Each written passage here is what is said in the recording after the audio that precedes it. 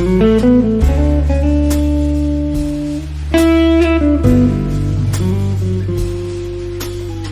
today's lesson, we're going to take a close look at a jazz blues solo by the great Wes Montgomery. I'll break down some of the licks and discuss the theory behind it. Then we'll use these concepts to write some licks of our own. My name is Jack Ruch. Welcome to my channel. Let's get into it.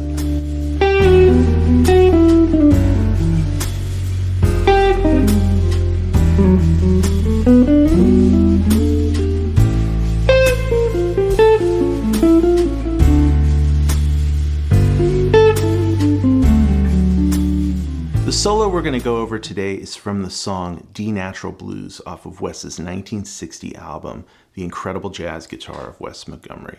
And as the title indicates, the song is in the key of D. Now, I'm not going to go over every chord in this particular jazz blues progression because all of the examples we're going to talk about today fall over the 1 chord or the 4 chord in the progression. But if you're interested in taking a deeper dive into this style, check out the lesson I did all about the jazz blues. I'll put the link down in the description.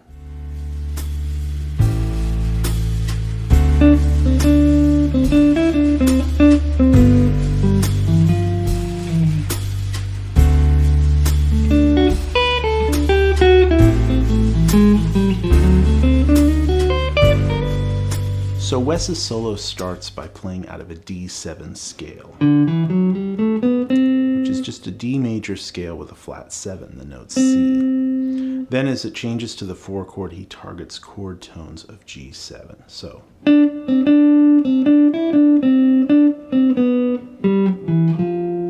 right there as the chord changes to G, he hits the 3rd of that chord, followed by the root, and then up to the flat 7. As he continues on, he continues to use this D7 scale. And then he follows that with this little chromatic walk down from the 5th to the 3rd of D7. And then right here he plays out of a D7 flat 9 arpeggio, followed by targeting chord tones of G7. Right as the chord changes to G7 again. So by breaking this down to a few simple ingredients, we can build our own line using a similar recipe. And what really makes this solo special is this little chromatic walk down to the 3rd, followed by that D7 flat 9 arpeggio. So now I'm going to build my own solo doing something similar, playing out of the D7 scale, and then a chromatic walk down to the 3rd, followed by a D7 flat 9 arpeggio, and then finally targeting a chord tone of G7 as we move to the G7 chord.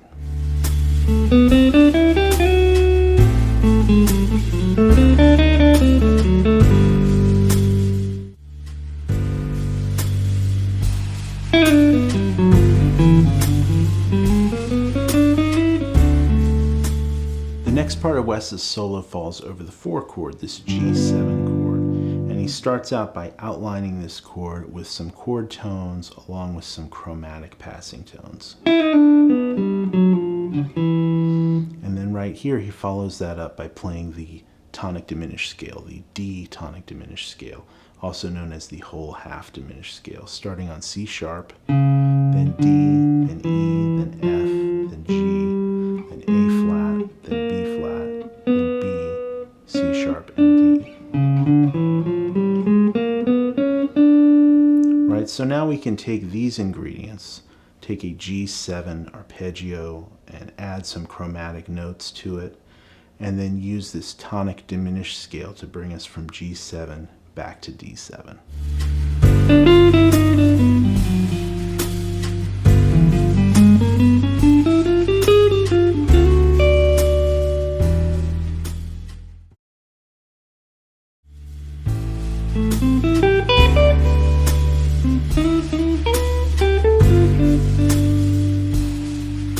So now we're going to jump to the next 12 bars of Wes's solo, and this section opens up with a line straight out of a C major 7 arpeggio.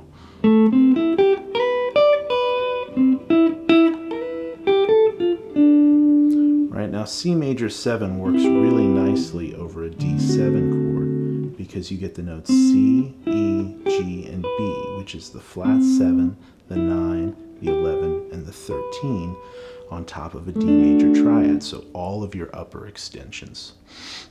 Wes follows this up by playing right out of the D minor pentatonic to give a bluesy little end to this phrase that brings you into the 4 chord. So now we can make this lick our own by playing something out of a C major 7 arpeggio,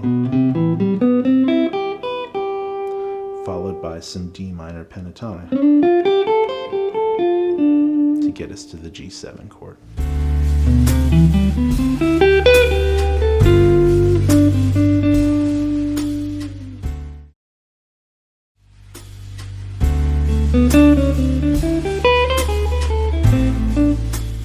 So this final line we're going to look at uses another arpeggio over top of the D7 chord, the A minor 7 arpeggio or the 5 minor. Now this arpeggio gives you another really nice extended sound with the 5th, the flat 7th, the 9th, and the 11th. And the line Wes plays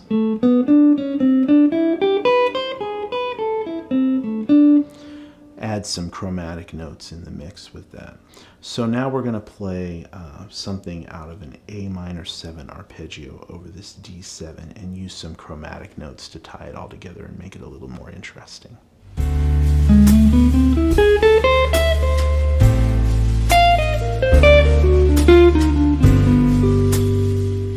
Alright guys, thank you so much for watching. I really encourage you to check out this tune by Wes Montgomery and definitely use this approach of learning, breaking down, and analyzing solos that you transcribe to make them your own and build your own vocabulary. As always, I really appreciate your guys' support. Don't forget to subscribe and ring the bell, and I will catch you next time. Take care.